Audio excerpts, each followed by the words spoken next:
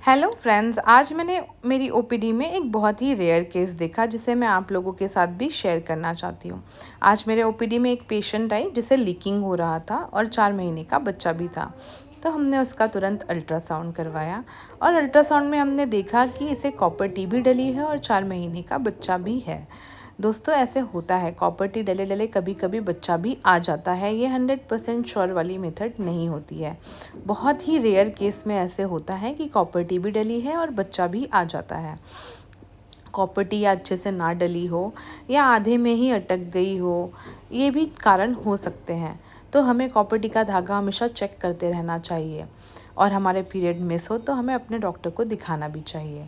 इनके केस में भी यही हुआ था, इन्हें पता ही नहीं चला, इनको बच्चा आ गया और कॉपर टी भी डली रह गई। इनके हिसाब से इन्हें लैक्टेशनल एमेनोरिया था, इसीलिए इन्हें बेबी कब आया उनको डेट्स भी नहीं पता थे।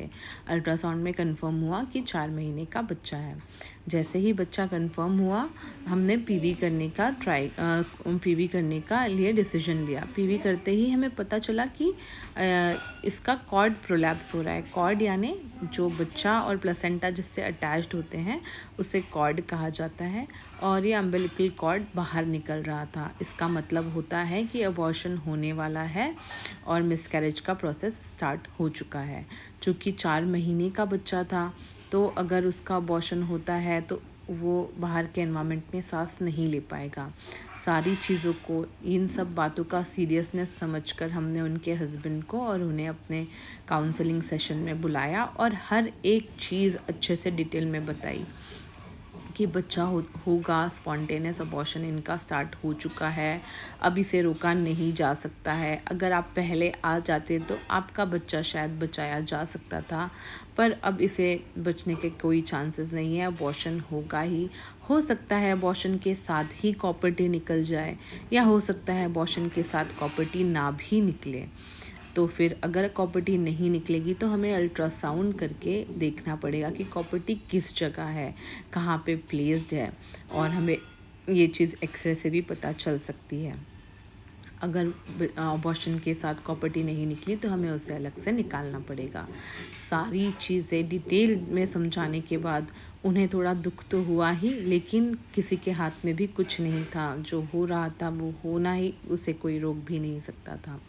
तो उन्होंने कहा कि मैडम आप चाहे जो करो, हमें सब चीज़ें हम समझ गए हैं और हम सब चीज़ों के लिए तैयार हैं। तो उनको डिटेल में समझा के उनका कंसेंट लेकर हमने अपना काम स्टार्ट किया।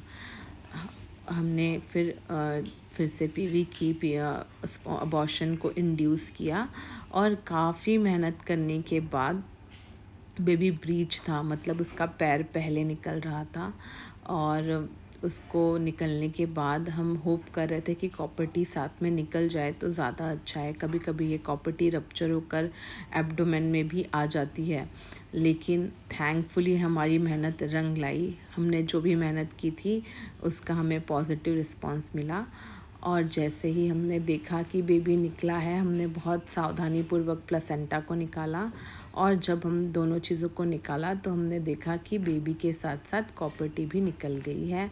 तो हमें बहुत खुशी हुई। हमने पेशेंट को भी बताया कि आपकी कॉपर टी निकल चुकी है, अब आपको घबराने की या डरने की कोई बात नहीं है। दोस्तों, अगर डिलीवरी के टाइम पे आपको कॉपर टी डली है तो अगर आप बच्चा चाहते हैं, तो अगर आप पहले दूसरे महीने में आ जाते हैं तो अगर कॉपर टी को निकाल के आप बच्चा रख भी सकते हैं। लेकिन इनके केस में बच्चा 4 महीने का हो चुका था, अबॉर्शन भी इंड्यूस हो चुका था, तो हम बच्चे को नहीं बचा सके। दुख तो हमें भी था, उन्हें भी था, लेकिन कोई भी कुछ भी नहीं कर सकता था।